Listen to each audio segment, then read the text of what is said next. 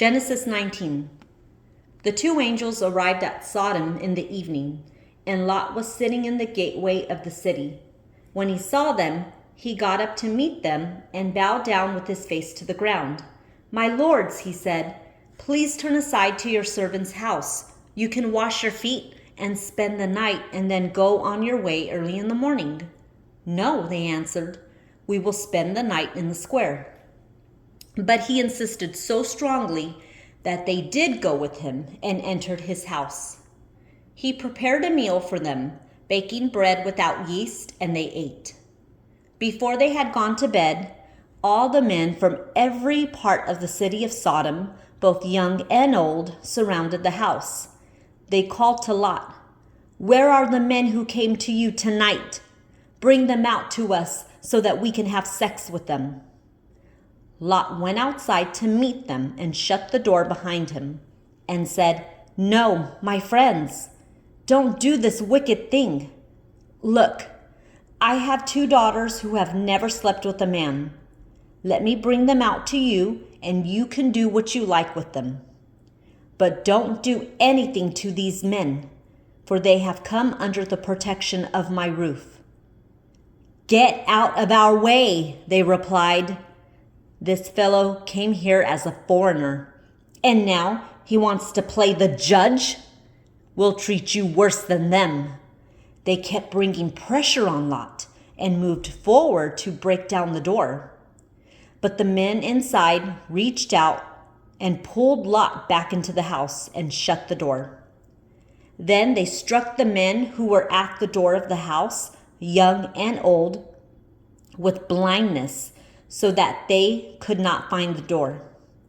The 2 men said to Lot, "Do you have anyone else here? Sons-in-law, sons or daughters, or anyone else in the city who belongs to you? Get them out of here, because we are going to destroy this place. The outcry to the Lord against its people is so great that he has sent us to destroy it." So Lot went out and spoke to his sons-in-law, who were pledged to marry his daughters. He said, "Hurry and get out of this place, because the Lord is about to destroy the city." But his sons-in-laws thought he was joking. With the coming of dawn, the angels urged Lot, saying, "Hurry, take your wife and your 2 daughters.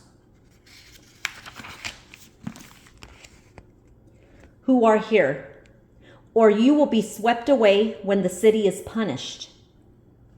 When he hesitated, the men grasped his hand and the hands of his wife and of his 2 daughters and led them safely out of the city, for the Lord was merciful to them.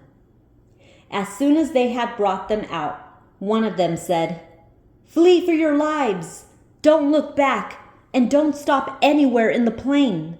Flee to the mountains, or you will be swept away."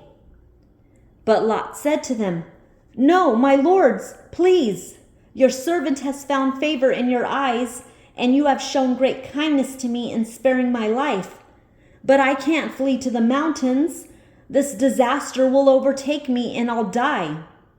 Look, here is a town near enough to run to, and it is small. Let me flee to it.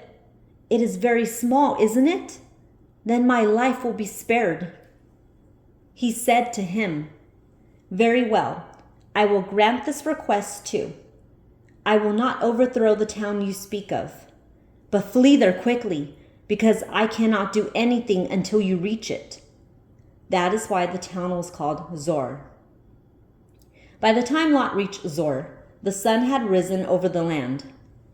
Then the Lord rained down burning sulfur on Sodom and Gomorrah, from the Lord out of the heavens.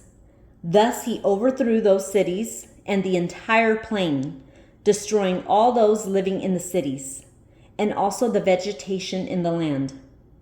But Lot's wife looked back, and she became a pillar of salt. Early the next morning, Abraham got up and returned to the place where he had stood before the Lord. He looked down toward Sodom and Gomorrah, toward all the land of the plain, and he saw dense smoke rising from the land. like smoke from a furnace. So when God destroyed the cities of the plain, he remembered Abraham, and he brought Lot out of the catastrophe that overthrew the cities where Lot had lived. Lot and his 2 daughters left Zoar and settled in the mountains, for he was afraid to stay in Zoar. He and his 2 daughters lived in a cave. One day the older daughter said to the younger, "Our father is old, and there is no man around here to give us children, as is the custom all over the earth. Let's get our father to drink wine and then sleep with him, and preserve our family line through our father." That night they got their father to drink wine, and the older daughter went in and slept with him. He was not aware of it when she lay down or when she got up. The next day the older daughter said to the younger, "Last night I slept with my father. Let's get him to drink wine again tonight, and you go in and sleep with him, so we can preserve our family line through our father." So they got their father to drink wine that night also, and the younger daughter went in and slept with him. Again, he was not aware of it when she lay down or when she got up. So both of Lot's daughters became pregnant by their father. The older daughter had a son, and she named him Moab. He is the father of the Moabites of today. The younger daughter also had a son, and she named him Ben-Ammi. He is the father of the Ammonites of today.